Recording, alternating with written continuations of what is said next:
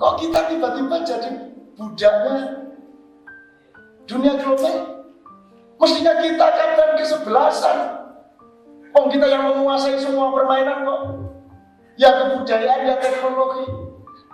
Kalau Anda nanti mengerti pada suatu hari saya bukakan rahasia teknologi alternatif yang merupakan yang ditemukan dari gabungan lautan dengan gunung berapi, yang Swiss tidak bisa punya, Skandinavia tidak bisa punya, Jerman tidak bisa punya, hanya kita yang punya. Ada teknologi-teknologi baru yang lahirnya dari adanya pertemuan antara laut dengan gunung berapi misalnya. Itu akan semakin mengesahkan bahwa kita ini harus memimpin dunia sebenarnya.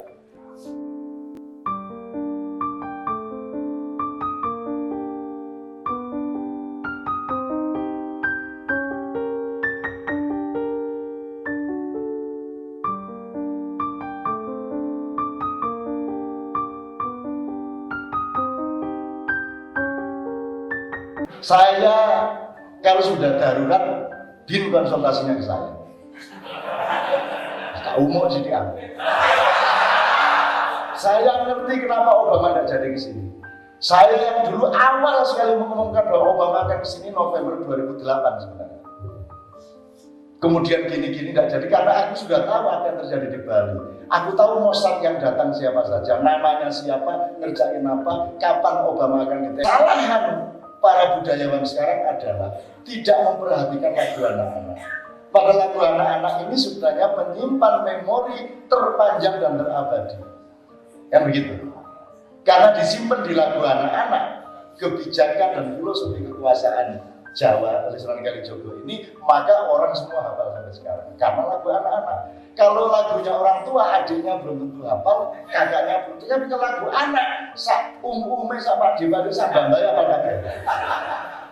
Kalau Anda bikin turnamen sepak bola, PSIM lawan Delters lawan apa, yang nonton adalah level orang-orang dewasa. Tapi kalau Anda bikin olimpiade sepak bola anak-anak, bisa mbokne sak bidane sak tonggone sak pamane Pak Dini melok kabeh. Maka tolong Muhammadiyah juga punya agenda yang serius untuk menangani sejarah dari pendidikan anak-anak.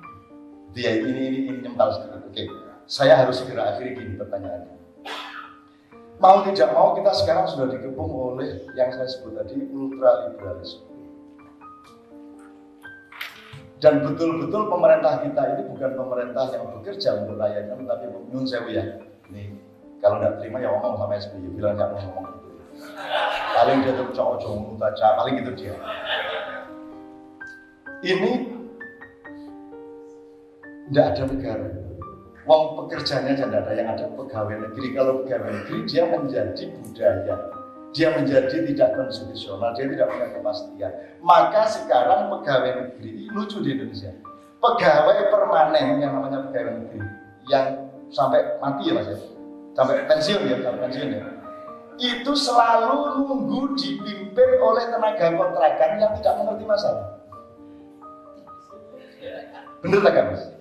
Ini misalnya saya pegawai negeri di Kabupaten Kulon Progo, aku ngerti tenang Kulon Progo begini, sosiologinya begini, wataknya gini, pajaknya gini, aku ngerti kabeh. Selalu saya harus nunggu tenaga kontrakkan 5 tahun yang namanya bupati baru. Ya dia begitu datang ngurui meneh, begitu datang sinau meneh. Gimana nih panglima perang di Indonesia adalah orang yang dipilih dan selalu tidak mengerti peperangan. Nah prajuritnya ngeluhi. Makanya kalau ada pemberontakan dari kepala-kepala dinas dan seterusnya jangan kaget. Setiap kali kok dipimpin oleh orang yang tidak mengerti masalah. Dan itu kita pilih dengan duit yang luar biasa besar. Biaya untuk pilkada di seluruh Indonesia dalam 1 tahun itu sekitar 6 sampai 6,5 triliun seluruh pilkada. Terus saya diminta fatwa Cak itu gimana Cak, itu kan sogok-sogokan, itu uang haram, enggak haram. Aku kurang bilang. Kok enggak haram gimana Cak? Enggak, itu kan pilkadanya kan cuma pura-pura. Itu kan cuma menyamar seolah-olah ada pilkada. Demokrasi itu juga cuma bumbu, itu bukan nasinya. Nasinya ini sistem sodako. Jadi bagaimana caranya orang-orang kaya itu digelembungi sampai jadi bupati cocok. Usto sama maju, tak ewani wis. Digelembungi. Jadi itu kan gelembung itu di setiap kabupaten kayak banget. Akhirnya mau penak-penak tadi pengusaha lo pengen tadi bupati. Akhirnya gelem ngetokno duit oke. Tadi uangnya tidak lewat gayos. Aman. Langsung calon bupati yang ngeluarin duit untuk nyetak ini sekian, nyablon ini sekian, untuk biaya kendaraan sekian, langsung uangnya dinikmati oleh rakyat yang terlibat. Betul nggak?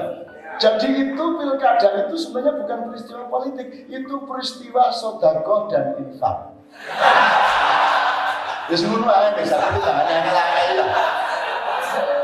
Lah bagaimana? Kalau saya tanggapi dengan linear kan ya juga tidak ada gunanya juga omongan saya apa gunanya? Ya mending tak boleh nomor korong niku lah. Nah aku tak melok belani dengan malaikat sampean pun kecem-kecem iki carane sedekah. Di Indonesia itu kan kreatif itu jangankan cara makanan aja tidak ada yang lebih kreatif dari orang Indonesia. Apa aja? Soal bau saja orang Indonesia itu tidak bisa dikalahkan di mana-mana. Dan setiap peristiwa dalam hidupnya itu memiliki dimensi yang sangat multi di dalam kebudayaan Indonesia. Di Barat yang namanya nasi itu ya rice, beras ya rice, padi ya rice, itu budaya rendah. Tapi di sini kan sego, beras, pari. Sego aja ono sego pero, ono sego jemek. Ya, itu nanti ketika masuk mulut manusia namanya juga bermacam-macam. Tidak hanya tidak hanya yakul. Nek Pak Said dan moderatornya medu, sampean mangan gibatu. Semua cocok-cocok ono nyekek, melontor, nyosor. Oke banget dong. Do you ever find such civilization di muka bumi? Itu tanda bahwa kita ini punya peradaban tinggi. Gitu loh Mas. Maka Muhammadiyah harus mengerti potensinya bahwa kita ini punya potensi yang sangat besar. Untuk menjawab pertanyaan saya nanti. Itu contoh makanan Mas. Bau aja. Itu nabi-nabi besok-besok itu gumul. Dari Nabi Adam, Idris, Nuh, Soleh, Ibrahim sampai Muhammad SAW itu kagum sama orang Indonesia. Lah ya, nek uyuh pesing, nek ora adus kecut, nek pedus berengus, ono meneh badeg, apa meneh Mas? Bajin, anjir, baner, ukeh banget. Dan itu tidak bisa ada padanannya di bahasa apapun yang lain. Dan itu tidak terbatas. Loh, kok kita tiba-tiba jadi budaknya dunia global? Mestinya kita akan kesebelasan. Oh, kita yang menguasai semua permainan kok. Ya kebudayaan, ya teknologi. Kalau Anda nanti mengerti pada suatu hari saya bukakan rahasia teknologi alternatif yang merupakan yang ditemukan dari gabungan lautan dengan gunung berapi yang Swiss tidak bisa punya, Skandinavia tidak bisa punya, Jerman tidak bisa punya, hanya kita yang punya. Ada teknologi-teknologi baru yang lahirnya dari adanya pertemuan antara laut dengan gunung berapi misalnya. Oh itu akan semakin mengesahkan bahwa kita ini harus memimpin dunia sebenarnya. Gitu loh aslinya, cuman kita kan orang rendah hati. Kita ini kan tidak enak kan, bekewo kan ya. Sepak bola aja kan kita tidak masuk Piala Dunia kan. Bukan karena kita tidak mau main sepak bola, cuma karena kita ini tidak tega mengalahkan orang lain. Ya, tidak baik dong. Gimana coba? Mana tega? Makanya Jogja ini nggak pernah menang karena di sini pusat kebudayaan Indonesia. PSIM nggak pernah menang. Loh, itu soal filsafat. Ini soal kearifan tuh, hikmah wal mau'izatil hasanah. Loh, dia tega. Di mana-mana kiper kemasukan bola itu sakitnya luar biasa dan bisa dendam sampai seanak cucu. Jadi kita kalau mau masukin bola mikir kemaslahatan. Kita tidak boleh menyakiti siapapun. Maka begitu akan kita tendang, mangki mawon. Balik kita. Itu. Begitu juga dalam konstelasi dunia, kita tidak nyak-nyakan, kita tidak menguasai, kita tidak mendominasi karena kita memiliki filsafat yang sangat tinggi, ngalahi dhuwur bekas. SPY tak bangkit kira iso akhirnya tak lem ini. Gitu ya. Oke. Jadi sekarang teman-teman sekalian, kalau ini saya akhiri aja. Kalau Muhammadiyah ngomong mengenai petani integrated, kamu punya kedaulatan apa terhadap dunia pertanian? Sebab dunia pertanian ini kedaulatan utamanya sekarang sama sekali tidak pada petani. Wong petani nyempeni tebu 11 bulan gak tahan, Mas. Petang bulan mesti didol gitu. Petang bulan mesti didol. Gak bisa sampai panen tahan, tidak bisa, sudah diijonkan orang, sudah diindenkan orang, terus didol orang. Jadi petani tidak punya kedaulatan. Muhammadiyah ini mau ambil apa? Jadi ada dua kemungkinan pada Muhammadiyah. Kita bisa melakukan terserah dunia mau ultraliberalis, tapi Muhammadiyah adalah organisasi besar dengan batalion kader Muhammadiyah di seluruh Indonesia. Ya, yang bisa menciptakan kemerdekaan lokalnya masing-masing di dalam penjaringan PP Muhammadiyah, di mana ada pertanian Muhammadiyah integrated, Kafa ya, saudara integrated ya, Kafa. Jadi benar-benar diperhitungkan jual belinya, benih sampai panennya diperhitungkan berdasarkan kohesi organisasional Muhammadiyah tanpa mengganggu pemerintah, kan boleh. Misalnya petani Muhammadiyah tanam ya untuk kelas menengah Muhammadiyah yang bukan petani jualnya. Kalau perlu kelas menengah Muhammadiyah sudah pesen beras untuk setahun ke depan, 2 tahun ke depan kepada petani-petani Muhammadiyah. Dan itu banyak bentuk yang bisa kita temukan seperti itu di antara Muhammadiyah sendiri. Bahwa nanti NU ikut, ayo melo, memang NU itu seharusnya jadi anggota Muhammadiyah. Tapi memang tinggal ngomong gitu. Kalau ulama yang baik pasti bersatu di dalam Nahdlatul Ulama, ikatan ulama. Ulama kalau sudah mengikat diri satu sama lain, pasti dia menjunjung Muhammad Rasulullah sehingga dia berwatak Muhammadiyah. Kan gitu. Semua ulama yang sudah mencapai puncak dia pasti Muhammadiyah. Kayak bukan. Gitu loh teman sekalian. Itu bisa dilakukan kok tanpa peduli siapa presidennya, polisinya apa, bulog bagaimana, menteri negara, itu bisa dilakukan, sangat bisa. Tapi kalau ingin lebih top, sekarang ibarat orang mau masak nasi, siapa yang punya kedaulatan padi? Siapa yang pegang gilingan padi untuk jadi beras? Siapa yang punya kompor dan siapa yang punya ceret untuk dandan untuk merubah dari beras menjadi nasi? Terus nanti kalau sudah jadi nasi, siapa yang punya warung? Siapa yang punya bakul? Siapa yang punya daun untuk membungkus? Siapa yang punya takir? Siapa yang punya kotak nasi dan seterusnya? Itu kedaulatannya bisa diambil oleh Muhammadiyah untuk kemaslahatan rahmatan lil alamin, tetapi harap tahu bahwa sebagian besar dari kedaulatan titik-titik perekonomian pertanian tadi ada pada negara. Betul? Polisinya ada pada negara. Maka Muhammadiyah pertanyaannya adalah hanya akan bikin petani Muhammadiyah integrated, swasta, murni, semacam kooperasi tapi hidup dan seluruh Indonesia akan bangkit, dan itu pasti juga menolong negara. Atau sekalian ambil ini negara. Ambil itu. Loh, kenapa tidak? Segmennya jelas, konstituennya jelas. Kalau Ketua Muhammadiyah bisa berkomunikasi terus secara berkala melalui majelis-majelisnya, ada edaran terus, ada pertemuan-pertemuan di seluruh Indonesia menjelaskan gini loh, Muhammadiyah bisa melakukan untuk Indonesia. Sekarang kita harus punya calon presiden. Calon presiden ini akan membawa amanat ini. Jadi bukan seseorang dari Muhammadiyah calon presiden, terus karena dia Muhammadiyah terus kita dukung. Ini urusannya adalah strategi sejarah, pengelolaan pertanian, kan itu. Jadi akan kita dukung habis-habisan calon Muhammadiyah ini karena dia akan memperjuangkan itu tadi. Jadi ojo alah, jadi ketua NU lumayan ini bisa jadi wakil Mega, so pengerti menang. Alah, jadi ketua Muhammadiyah, alah tak melipir-melipir. So pengerti gue disopo, dijak pasangan. Jangan mempermalukan kita ini umat yang sangat kuat.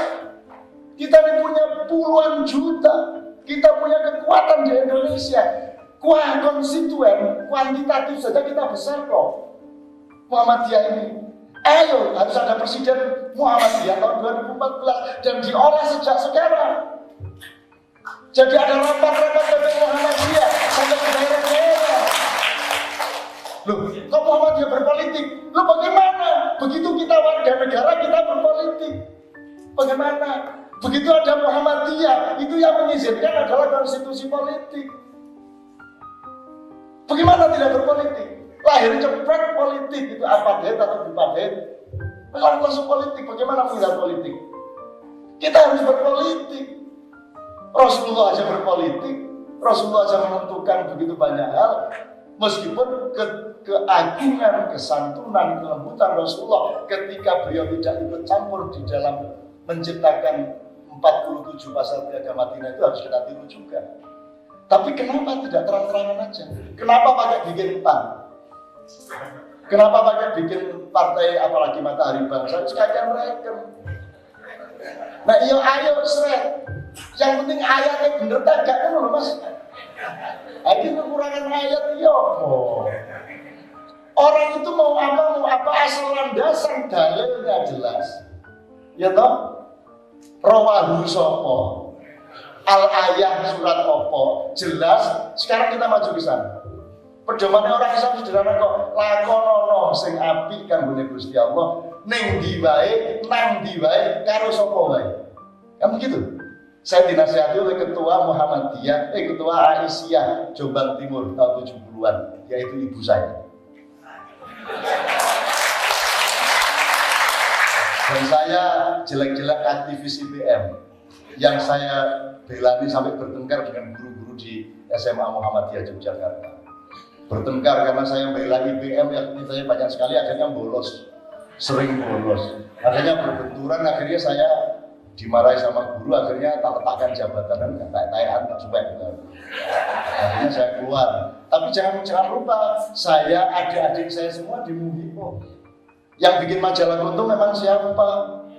Yang bikin banyak rintisan-rintisan memang siapa? Saya insya Allah bergaul sangat dekat dengan seluruh segmen Muhammadiyah di Jogja, dari yang tradisional di Kota Gede, di Karangkajen, ya kuwi kancaku kabeh. Aku nak akurat ya, aku Muhammadiyah tak lapor ke Gusti Allah kemana?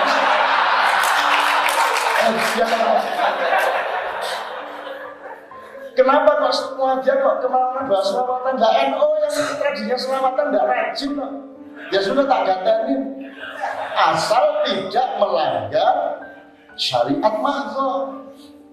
Sholawat itu ibadah muamalah, bukan ibadah mahdoh. Kalau ibadah muamalah itu tidak harus seperti Rasulullah. Yang wajib persis Rasulullah itu ibadah mahdoh. Selalu kamar itu muni suli. Tapi kalau di luar yang ibadah mahdoh itu monggo mau bikin Muhammadiyah boleh.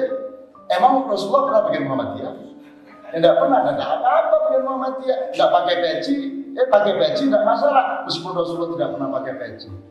Main musik, silahkan, asalkan hasil musikmu mendekatkan setiap orang yang melakukan dan mendengarnya kepada Allah. Cuma itu rumusnya.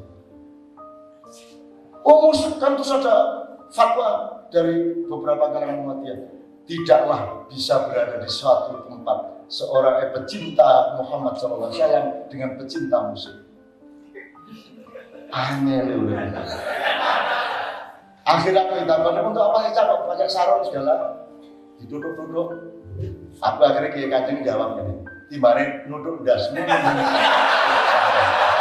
Semua jawabannya gak kenangan guys.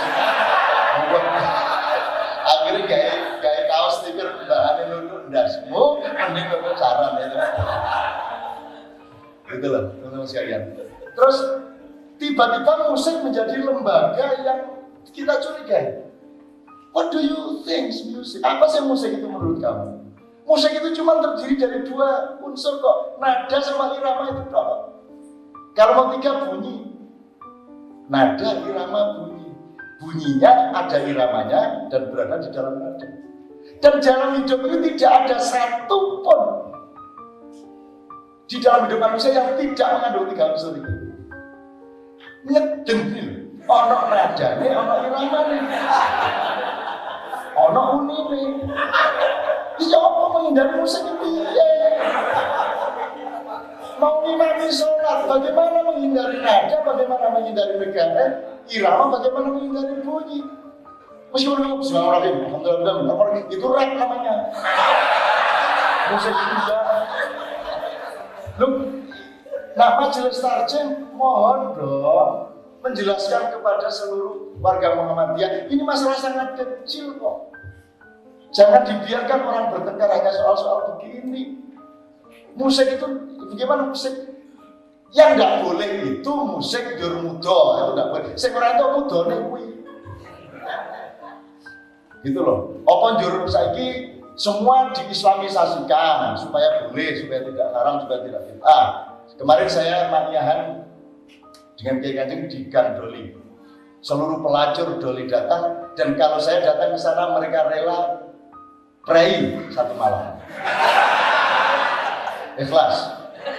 Benar-benar ikhlas. Dan benar-benar pray. Itu baru 2 malam yang lalu. Dan saya terang-terangan ngomong sama mereka, bayaranmu dari tahun ke tahun naik apa turun? Ya mudun, Cak. Apa ada pelacur yang naik tingkat terus? Dari 50.000, 75, 100. Ya tidak ada, Mas. Perawannya 500.000, setelah itu 1 jam 50.000, 60.000, setelah itu tahun berikutnya turun 50.000, turun 40.000, 30.000, 10.000. Di alun-alun sini sama di Barat RRI itu 250 rupiah. Dan Anda bisa nyang-nyangan di Wesel 16. Di Wesel 16 itu baratnya stasiun, dari stasiun Anda menyusul rel. Meskipun sekarang sudah mulai diupra-upra itu. Itu mulai jam 1 malam sampai jam 5 pagi itu ada Las Vegas. Di situ ada perjudian, ada banci, ada pelacuran. Yang paling bawah, di situ bisa nyang-nyangan ACDC 500 rupiah. AC tok 200, nek DC tok 200. Ngono kuwi. Ini Indonesia itu kayak begitu. Mana tahu orang Muhammadiyah seperti itu, Muhammadiyah klimis-klimis. Bagaimana kamu tahu manusia yang harus kau selamatkan dari surga, dari neraka ke surga, kalau kamu tidak mau masuk seperti itu? Si Sultan ya ora ngerti. Oh, coba kok Dim Samsudin. Ayo Dim ya enggak mau dong ke sana dong. Nah, saya mau. Saya menampung mereka. Saya bisa ngumpulin pencopet, penjabat-penjeramet di Stasiun Tugu dan Malioboro dalam 1 jam kumpul mereka. Saya bilang saya nggak bisa menolong kalian, saya bisa ngasih pekerjaan kalian, tapi saya wanti-wanti keluargamu jangan sampai seperti kamu, dan kamu harus punya rencana berapa tahun lagi kayak begini. Kamu harus punya rencana, oh saya 2 tahun lagi sudah cukup menghimpun modal sambil saya belajar keterampilan jahit kayak bikin jajan kayak apa kan gitu. Kan saya nggak bisa, saya bilang wala taqrabu zina, ya gak tahu ngomong-ngomong. Gak ada pelacur yang ingin jadi pelacur dulunya, gak ada. Tidak ada maling yang bercita-cita dulunya untuk jadi maling. Tidak ada maling yang tidak ngerti bahwa maling itu haram, dan tidak ada pelacur yang tidak ngerti bahwa pelacur itu haram. Wes ngerti, nek sing jenenge haram ini ngerti kabeh. Dan jangan lupa mereka lebih rajin sholat tahajud dibanding Anda. Jadi mereka sehari sekitar 10-12 orang laki-laki kalau di Doli itu. Jadi fakta begini Anda cari di mana-mana tidak ada. Info seperti ini tidak ada di jurnal Muhammadiyah, tidak ada. Jadi rata-rata pelacur itu meladeni 10-12 orang satu malam. Itu dari jam 9 pagi sampai jam 2 malam. Jam 2 malam mereka mandi besar, mereka masih punya sedikit waktu menjelang subuh untuk sholat tahajud. Mereka punya anak di rumah, mereka punya orang tua di rumah. Dan hanya 30% yang keluarganya tahu bahwa mereka di sini. Selebihnya tahunya mereka bekerja, tapi tidak tahu belajar pelacur. Anda harus pelajari mereka, Anda harus menolong mereka, Anda harus mencintai sesama manusia, harus bawa mereka menuju mati bilan nur, gitulah. Oke, jadi Muhammadiyah sekali lagi, ini saya tutup sampai ke sana nanti asik betul itu soalnya. Jadi Muhammadiyah mau apa? Mau bikin petani integrated saja swasta, semacam LSM-an gitu, tapi nasional, dan kita mudah dari dana untuk itu semuanya. Atau Indonesia mau pegang kedaulatan supaya tidak hanya petani kreatif dan petani produktif yang kita hasilkan, tapi policy strategi pertanian nasional itu dipegang juga oleh Muhammadiyah. Kalau itu direncanakan bagus banget. Saya pasti bantu. Nah, nanti saya bagian pasukan siluman gitu. Gitu loh. Nah, monggo sekarang pertanyaan saya ini. Nah, Anda diskusi ini untuk apa? Untuk cita-cita yang mana? Untuk pertama dok ya bagus. Tapi kalau alhamdulillah untuk yang kedua, saya kira muktamar itu harus ngomong itu. Mau apa Muhammadiyah terhadap Indonesia? Mau apa Muhammadiyah terhadap dirinya sendiri? Ini emas yang tidak disepuh menjadi kalung, belum disepuh menjadi anteng-anteng. Tapi emas, Muhammadiyah itu emas bertebaran di mana-mana. Ojo dijatuh nayang, jadi kerikil gitu. Gitu loh teman-teman sekalian. Oke, saya kira saya kembalikan kepada moderator.